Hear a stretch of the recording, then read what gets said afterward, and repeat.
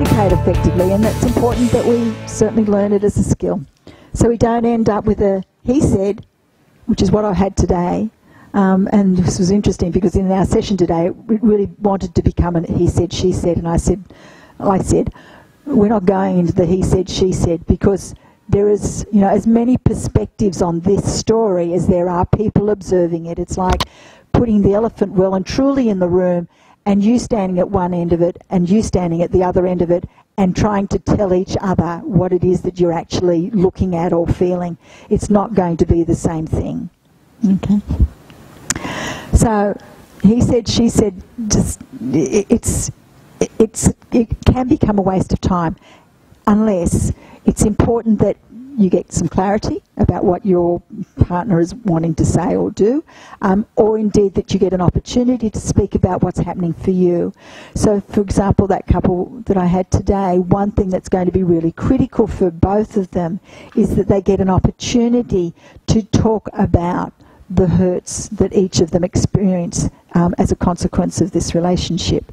So, and as I said to both of them, it may be that you will never understand it, and maybe all you can say at the end of the day, which is what I said to him at the end of a story that she was trying to tell him, I said to him, there's only 2 words you need to say right now: got it.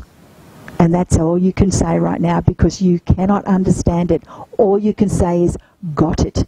And hopefully she'll take that as sufficient for her to say something more about it. And maybe in time you will get a little more understanding of what is going on for her. And similarly with her. She needs to get it too, without wanting to do a, an autopsy on it.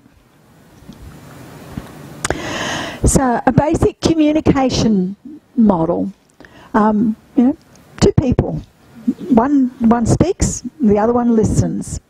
And if everything goes well, there is a message that goes between the two, and the feedback or the response from the second person is exactly what the first person wanted them to get. However, it doesn't always happen that way, and indeed it never really happens that way. There's always some noise. The noise can be environmental noise. The noise can be a difference in language, or a difference in culture, or a difference in opinion, or a difference in perception, a difference in perspective, a different assumption.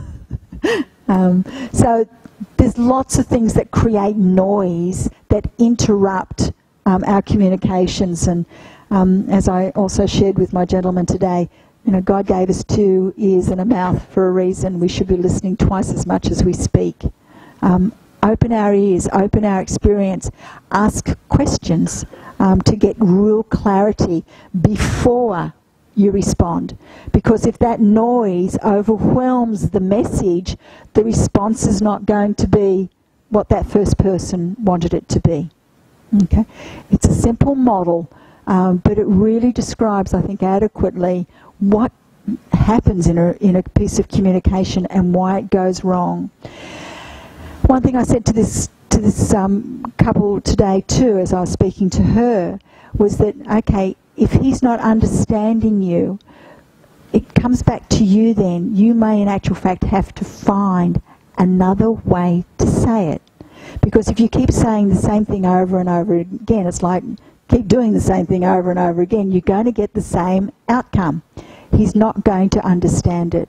So for her, she really does need to simplify it, keep her pieces of communication smaller so that he can actually have an opportunity to actually process what's going on.